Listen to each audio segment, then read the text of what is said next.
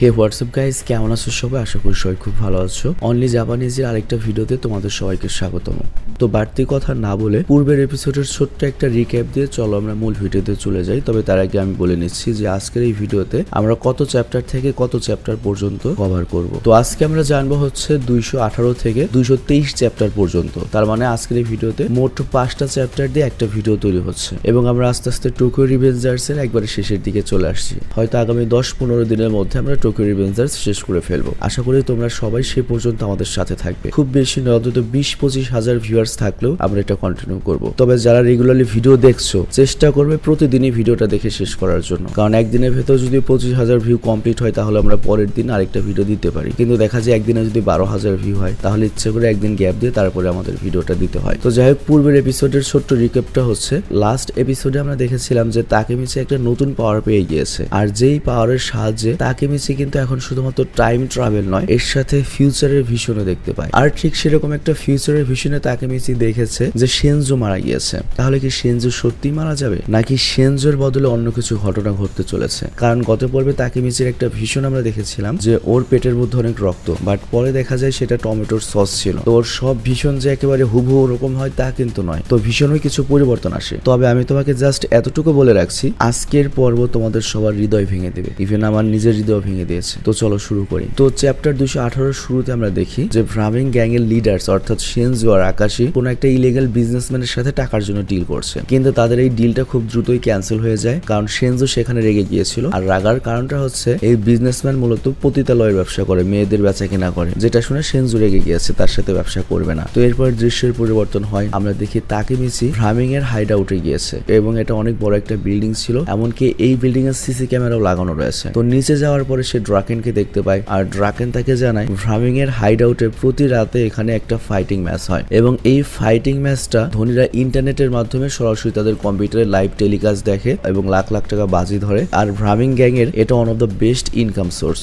আর তখন সেখানে সেনজো আসে। তো সেনজো আসার পরে সেই জায়গাতে একটা অন্যরকম ভাইব লক্ষ্য করা যায়, আর ভ্রামিং গ্যাং এর মেম্বারদের উদ্দেশ্যে সেনজো তার নাম ধরে চিৎকার করে ডাকতে থাকে। আর তারপর সেনজো এগিয়ে যাওয়ার সময় ফাইটিং ম্যাচটা স্টপ হয়ে যায়, কারণ সে কিছু অ্যানাউন্সমেন্ট করবে। তো সেনজো সবাইকে চিৎকার করে বলে, আজকে আমি তোমাদের একটা নতুন মেম্বারের সাথে পরিচয় করিয়ে দেব। তো সামনে আসো হানাগাকি তাকেমিচি। আর এটা সেই হানাগাকি তাকেমিচি যে কিনা ব্লাডি হ্যালোইনের দিনে ড্রাকেনের জীবন বাঁচিয়েছিল। আর এটা হচ্ছে সেই ছেলে যার সামনে টাইজো ব্যাটল অফ ক্রিসমাসে মাথা নত করেছিল। আর সে হচ্ছে সবচেয়ে বড় হিরো ক্যান্টো ইনসিডেন্টসের, যার লিডে ইজানার তেনজিগোকে প্রায় হারিয়ে দিয়েছিল তাকেমিচি একা। তো সে হচ্ছে টোমানের সাবেক ফার্স্ট ডিভিশনের ক্যাপ্টেন এবং ব্ল্যাক ড্রাগনের শেষ জেনারেশনের শেষ লিডার হানাগাকি তাকেমিচি। তো আজ থেকে তুমি ভ্রামিং গ্যাং এর একজন মেম্বার। তো এরপর আমরা দেখি তাকেমিচি ভ্রামিং গ্যাং এর ওই আউটফিট বা ড্রেসটা পরে, আর যেরকম স্ক্রিপ্টে লেখা রয়েছে এই দৃশ্যটা নাকি খুবই আইকনিক হবে যখন এটাকে অ্যানিমেটেড আকারে আনা হবে আর কি। তো যাই হোক, এখানে চ্যাপ্টার নাম্বার 218 শেষ হয়ে যায়, আর এরপর 219-এ আমাদের সেনজুকে দেখানো হয়। তো সেনজু অনেক বেশি জোশ নিয়ে বলে ওই সময় চলে এসেছে, সেটা হচ্ছে 14 জুলাই, যেখানে ভ্রামিং গ্যাং রুকুহারা টেন্ডাই এবং ক্যান্টো মানজি গ্যাংকে হারিয়ে দেবে। আর গাইস, এখানে আমি একটা কারেকশন করে নিচ্ছি, আজকের ভিডিওতে আমরা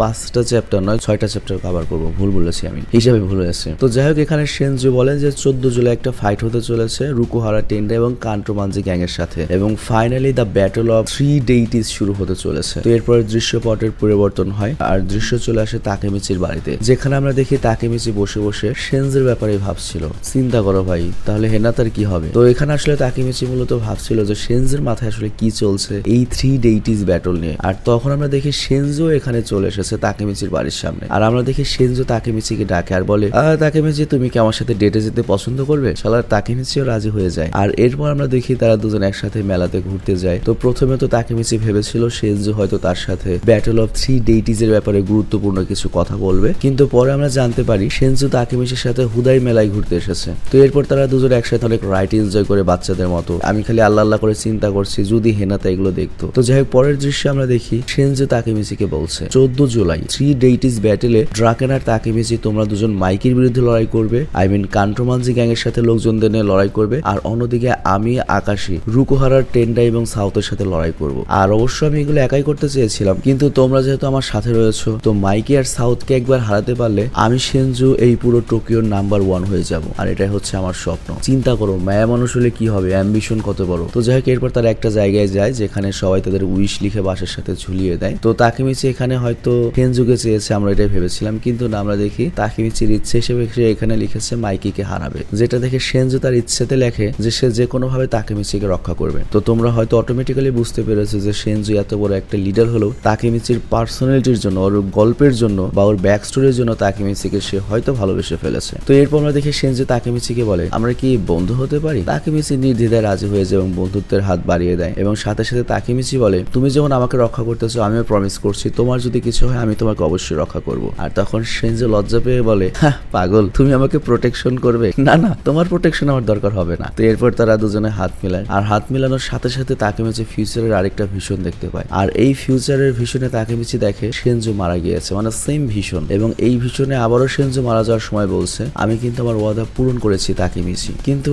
সেনজুকে আসলে মারা যাবে? তো যাই কিছুক্ষণ আগেই তো তাকেমিচি ওয়াদা করেছিল যে মাইকিকে হারাবে, যার বদলে সেনজু ওয়াদা করেছিল সে তাকেমিচিকে অলওয়েজ রক্ষা করবে। তাহলে কে মারা পড়বে, সেনজু নাকি তাকেমিচি? তো যাই হোক আমরা দেখি এই ভিশনটা দেখার পরে তাকেমিচি অনেক বেশি টেনশন করতে শুরু করে, কারণ এইবারের ভিশন অনেক বেশি ক্লিয়ার ছিল, তার মানে সময় খুব নিকটে চলে আসছে। আর তখনই বৃষ্টি শুরু হয়ে যায়, কারণ এটা জুলাই মাস ছিল, বর্ষাকাল। আর এরপর দৃশ্যের চেঞ্জ হয়, আমাদের ড্রাকেনের বাইকের সব দেখানো হয়, যেখানে আমরা দেখি ইনোপি অনেক বেশি ঘাবড়ে ড্রাকেনের দোকানে আসে। তো ইনোপিকে দেখে ড্রাকেন জিজ্ঞাসা করে কি হয়েছে। ইনোপি বলে অনেক একটা খারাপ খবর রয়েছে, রুকুহারা টেন্ডের কিছু ছেলেরা তাকেমিচিকে মারার জন্য যাচ্ছে। আর অন্যদিকে দেখা যায় তাকেমিচি আর অনেক বেশি ঘাবড়ে যায়, কারণ এটা তো সেই বৃষ্টি যেমন বৃষ্টি সে ফিউচার ভিশনে দেখেছিল। তো তাকেমিচি বুঝতে পারে ওই সময়টা খুব ফাস্ট চলে এসেছে যে ভিশনটা তার ফেস করতে হবে। তো যাই হোক এরপর আমরা দেখি বৃষ্টির কারণে তাকেমিচি আর সেনজু একটা ক্যাফেতে বসে পড়ে, আর তখনই সেনজু তাকেমিচিকে বলে আমাকে একটু ওয়াশরুমের দিকে যেতে হবে, একটু 1 নম্বর চেপেছে। তো তাকেমিচি এখানে চিন্তা এতই বেখালি হয়ে যায় যে ও খেয়ালই করেনি কখন সেনজু এখান থেকে চলে গিয়েছে কিংবা ওয়াশরুমে গিয়েছে সেটাও খেয়াল করেনি। বাট যখন ওর খেয়াল হয় ও করে কি সেনজুকে খুঁজতে ওয়াশরুমে না গিয়ে দৌড়াতে শুরু করে। আবার এদিকে বৃষ্টি হচ্ছিল, তো এক্স্যাক্টলি তাকেমিচি সেই জায়গাটায় পৌঁছে যায় যেখানে সেনজুর মৃত্যু হয়েছিল, আই মিন ভিশনে। তো এটা দেখে তাকেমিচি আরো বেশি ঘাবড়ে যায়, আর তখন অনেকগুলো ছেলে একই ড্রেস পরা তাকেমিচির সামনে চলে আসে। তো বুঝতেই পারছো এরা রুকুহারা টেন্ডারি গ্যাং এর লোকজন ছিল আর কি। তো যাই হোক তাদের মধ্যে থেকে একটা ছেলে বলে আমার তো বিশ্বাসই হচ্ছে না তোমার মতো একটা বলদ হানাগাকি তাকেমিচি। কিন্তু ওই গ্যাং এর অন্য একটা ছেলে বলে দেখো এটা করার আগে মনে হয় একবার সাউথের সাথে আমাদের কথা বলার দরকার ছিল। বাট ওদের মধ্যে যে লিডার ছিল সে বলে চিন্তা করো না, আমাদের মতো যারা ছোট পজিশনে থাকে তাদের বড় বড় পজিশন পেতে এরকম কিছু কিছু কাজ নিজের রিস্কে করতে হয়। বাট তখন একটা ছেলে বলে তুমি কি সত্যি এটা করবে? তখন মেন ছেলেটা বলে তুমি কি বুঝতে পারছো না আমি আমার নিজের জীবন ঝুঁকিতে ফেলছি, কিন্তু টুইস্ট হচ্ছে এটাই এবার আমি আমার হাতে থাকা বেবিটা ব্যবহার করব। তো বেবি মানে হচ্ছে পিস্তল। তো যাই হোক ওইপর ছেলেটি তাকেমিচির উপর পিস্তল তাক করে, বাট তখনই পেছন থেকে সেনজু দৌড়াতে আসে তাকেমিচিকে বাঁচানোর জন্য। আবার তাকেমিচিও বুঝতে পারে সেনজুর মৃত্যু হয়তো তার কারণে হতে যাচ্ছে, এইটাই সেই সময়। তো এর জন্য সে বারবার সেনজুকে আসতে বারণ করে, কারণ ভীষণও দেখেছে ও মরবে না, মরবে সেনজু, বাট সেনজু ওর কথা শুনে না। আর অন্যদিকে পিস্তল হাটের ছেলেটির ধ্যান সেনজুর দিকে যায়, আর এর জন্য সে তাকেমিচিকে নড়তে বারণ করে, কিন্তু সেনজু তখনই তাকেমিচির সামনে চলে আসে, আর তখনই ছেলেটা করে ফায়ার করে, আর তাকেমিচি তখন সেনজুর সামনে এসে দাঁড়ায়। আর আমরা দেখতে পাই তাকেমিচি আর সেনজু দুজনেই মাটিতে পড়ে রয়েছে। আর গুলি চালানোর পরে ছেলেটি বলে ওঠে আচ্ছা গুলি কি লেগেছে? হ্যাঁ লেগেছে গুলি, আমি ওকে মেরে ফেলেছি। বাট এরপর সেনজুকে তাকেমিচি জিজ্ঞাসা করে তুমি কি ঠিক আছো? কিন্তু সেনজু উল্টো জিজ্ঞাসা করে হানাগাকি তুমি কি ঠিক আছো? তোমার কি গুলি লেগেছে? তোরা দুজনে বলে আমাদের একজনের তো গুলি লাগেনি, তাহলে গুলি কার লেগেছে? কিন্তু গুলি তো নিশ্চয়ই একজনের না একজনের লেগেছে, এটা তো আমরা কি বুঝতে পেরেছি শব্দ শুনে। আবার ওদিকে ওই ব্যাটাও মনে করো তাল খেয়ে গিয়েছে যে আমি গুলি করলাম, গুলি লাগলো কার? আর এখানেই টোকিও রিভেঞ্জার্স এর 220 নম্বর চ্যাপ্টার শেষ হয়ে যায়, মনে করো সিজন 5 এর 5 নম্বর এপিসোড শেষ হয়ে যায়, এরকম একটা কিছু। তো চলো এবার আমরা 6 নম্বর এপিসোডে যাই। একটা গুড নিউজ রয়েছে, সেটা হচ্ছে আমাদের একটা ক্লোথিং স্টোর রয়েছে, তোমরা সবাই সেটা জানো। আর আমাদের ক্লোথিং স্টোরটা একটু ডিফারেন্ট, এর কারণটা হচ্ছে তুমি তোমার ইচ্ছা মতো তোমার টি শার্টটি ডিজাইন করে নিতে পারো। মনে করো গুগল থেকে যে কোনো একটা গ্রাফিক্স তুমি ডাউনলোড করে দিলে, বা সামনে কোন গ্রাফিক্স থাকবে, পেছনে কোন গ্রাফিক্স থাকবে, বা তুমি তোমার বন্ধু বা বান্ধবীকে তার স্পেশাল ডেতে স্পেশাল একটা টি শার্ট গিফট করতে চাও, তাহলে আমাদের ওখান থেকে তুমি অর্ডার করতে পারো। আর র্যান্ডম স্টোরকে আরো এক ধাপ এগিয়ে নেওয়ার জন্য র্যান্ডমের কো ওনার নাফিসের সাথে মিলে আমরা একটা ক্যাম্পেইন লঞ্চ করেছি, যেখানে তোমরা যদি আমাদের স্টোর থেকে টি শার্ট কেনো তাহলে তোমাকে একটা কুপন দেওয়া হবে, আর সেই কুপনের এক পার্ট থাকবে আমাদের কাছে, এক পার্ট থাকবে তোমাদের কাছে। এবং এই ক্যাম্পেইনটা চলবে হচ্ছে 3 মাস পর্যন্ত, এবং এই 3 মাস পরে আমরা সেই কুপনগুলো নিয়ে লাইভে এসে লটারি করব। আর ওই লটারির মাধ্যমে আমরা অনেক ধরনের পুরস্কার দিতে চলেছি, যেমন এর মধ্যে রয়েছে একটা জিক্সার মোটরসাইকেল, একটা আইফোন, এছাড়াও নগদ 20,000 টাকাও পুরস্কার থাকবে, তার সাথে আরো ছোট বড় অনেক পুরস্কার থাকবে। তো আমি আশা করছি তোমরা সবাই এই ক্যাম্পেইনে অংশগ্রহণ করবে, অন্তত একটা টি শার্ট কিনে হলো, এবং আমাদের এই ক্যাম্পেইনটা সফল করতে সহায়তা করবে। আর আরো বিস্তারিত জানতে তুমি আমাদের পেজে চলে যাও, পেজের লিঙ্কটা আমি দিয়ে দিয়েছি ডিসক্রিপশনে, র্যান্ডম স্টোরের লিঙ্কটা, এবং ওখানে আমাদের র্যান্ডম স্টোরের যে কো ওনার সে ভিডিওর মাধ্যমে সবকিছু তোমাকে বুঝিয়ে বলবে। তো রিকোয়েস্ট থাকলো তোমরা একবার র্যান্ডম স্টোরে যাও এবং সেখান থেকে পুরো প্রসেসটা জেনে নাও এবং অবশ্যই এই ক্যাম্পেইনটা সফল করো। তো যাই হোক, বিজ্ঞাপন শেষে আমরা ফেরত আসলাম আর এবার আমরা পড়বো হচ্ছে চ্যাপ্টার 221, চ্যাপ্টার 222, চ্যাপ্টার 223, মানে 3টা চ্যাপ্টার আমি তোমাদের জন্য পড়ে দেবো। বাট আমার পড়তেই ভয় করছে সিরিয়াসলি। মানে আমি টোকিও রিভেঞ্জার্স এর অনেকবার শখ খেয়েছি, বাট এটা ওয়ান অফ দ্য বিগেস্ট শখ হতে চলেছে এই পর্বটা। তো যাই হোক, পূর্বের এপিসোডে আমরা দেখেছিলাম যে রুকুহারা টেন্ডের একটা ছেলে তাকেমিচির উপর গুলি চালায়, কিন্তু ওই গুলি আসলে কার লেগেছিল এটা এখনো কনফার্ম হয়নি। তো এই এপিসোডের শুরুতে দেখা যায় তাকেমিচি একদম ঠিক রয়েছে। তাকেমিচি সেনজুকে বলে তুমি মরতে পাও না, তুমি ঠিক আছে তো? আর আমরা দেখি রুকুহারা টেন্ডের ওই ছেলেটা বলে তোমরা আমার গুলি ডস করলে কিভাবে? তো সে করে কি আবার গুলি চালানোর প্রস্তুতি নেয়, বাট তখনই কেউ একজন এসে ছেলেটিকে মারে, যে কারণে ওর হাতে থাকা পিস্তলটা নিচে পড়ে যায়। আর এখানে আমরা দেখতে পাই এটা আর কেউ নয়, এটা বরং আমাদের প্রিয় ড্রাকেন এসেছে। ড্রাকেন তো ড্রাকেন এখানে ঢালের নাই সেনজু এবং তাকেমিচির সামনে এসে দাঁড়ায়, যেটা দেখে রুকুহারা টেন্ডের যে পোলাবান ছিল ওদের পেছন দিয়ে মনে করে গ্যাস বেরিয়ে যায়। আর ড্রাকেন তখন তাকেমিচিকে বলে তুমি কি ঠিক আছো তাকেমিচি? তো এরপর দৃশ্যের চেঞ্জ হয়, আমরা কান্ট্রোমালজি গ্যাংকে দেখতে পাই, যেখানে আমরা মাইকিকে দেখি। তো মাইকি বাইরের দিকে তাকিয়ে একা একাই বলে ওঠে আজকে অনেক বৃষ্টি হচ্ছে, কেন জানি না আজকে আমার মনে হচ্ছে খুব খারাপ একটা কিছু হতে চলেছে, আজকে রাত্রে সত্যিই কি অনেক খারাপ একটা কিছু হবে? তো এরপর দৃশ্য আবার সেখানে শিফট হয়, দেখা যায় সেখানে থেকে আশেপাশে মানুষগুলো অনেক ভয় পেয়ে রয়েছে। তারা একে অপরকে বলছে এখানে একটা ছেলে ছিল যার হাতে পিস্তল ছিল, সে কাউকে গুলি মেরে দিয়েছে, অর্থাৎ এখানে কারো না কারো শরীরে অবশ্যই গুলি লেগেছে, যেটা হয়তো আমরা দেখিনি। তো যাই হোক, ড্রাকেনকে দেখে রুকুহারা টেন্ডের পোলাপান সবাই লড়াই না করেই পালিয়ে যেতে থাকে। আর তাকেমিচি তখন ড্রাকেনকে বলে ধন্যবাদ ড্রাকেন। আর ড্রাকেন তখন পিস্তলে লাথি মেরে বলে ওদের এত সাহস হলো কিভাবে, ওরা এত ভয়ঙ্কর অস্ত্র নিয়ে ঘুরছে। তো এরপর আমরা দেখি তাকেমিচি আবার সেনজুকে জিজ্ঞাসা করে তোমার কি কিছু হয়েছে সেনজু, তুমি কি ঠিক আছো, তোমার কি আঘাত লেগেছে? সেনজু বলে না, আমি তো একদম ঠিক রয়েছি। তো এরপর দেখি তাকেমিচি ড্রাকেনকে জিজ্ঞাসা করে তুমি এখানে কেন এসেছিলে ড্রাকেন, কিভাবে জানলে আমরা এখানে? ড্রাকেন বলে আসলে ইনোপি দেখেছিল যে রুকুহারা টেন্ডের কিছু পোলাপাইন তোমাকে মারতে আসছে, আর এটা শুনে আমি প্রথমে তোমার বাড়িতে যাই, বাট ওখান থেকে জানতে পারি তুমি এখানে। তো তাকেমিচি এটা শুনে বলে ও আচ্ছা, তারা মানে ওরা আমাদেরকে প্ল্যান করে মারতে এসেছিল, কিন্তু ওরা আমাকে কেন মারবে? ড্রাকেন তখন বলে ওরা রুকুহারা টেন্ডাই গ্যাং এর পোলাপান, তো ওরা তোমাকে এজন্যই মারতে চেয়েছে। একবার তুমি ভাবো না তুমি কত বড় একজন পার্সন হয়ে গিয়েছো, তোমার নামটা দেখো না, হানাগাকি তাকেমিচি, সবাই তোমাকে চেনে। তো আমি শিওর হয়ে বলতে পারি ওরা ভয় পেয়ে গিয়েছে যখন ওরা জানতে পেরেছে যে তুমি ভ্রামিং এ জয়েন করেছো। তো তাকেমিচি তখন বলে কিন্তু এতটুকুর জন্য ওরা পিস্তল ব্যবহার করেছে, এটা অনেক বেশি হয়ে গেল না? ড্রাকেন বলে এর মানে হচ্ছে দা 3 ডেইটিস এর মধ্যে যে ফাইট হতে চলেছে এটা কোনো বাচ্চাদের ফাইট হবে না, অনেক ভয়ঙ্কর ভয়ঙ্কর অস্ত্র ইউজ হতে চলেছে, কারণ এখানে অনেক বড় বড় ব্যবসা এবং বড় বড় স্মাগলার, বড় বড় মাফিয়াদের চোখ এসে পড়েছে এবং প্রচুর টাকা, প্রচুর ইন্টারেস্ট জড়িয়ে পড়েছে এর মধ্যে। তো এটা শুনে তাকেমিচি বলে আমি জানি না সামনে কি হতে চলেছে, কিন্তু সামনে যেটাই হোক না কেন আমি খুব ভয় পাচ্ছি।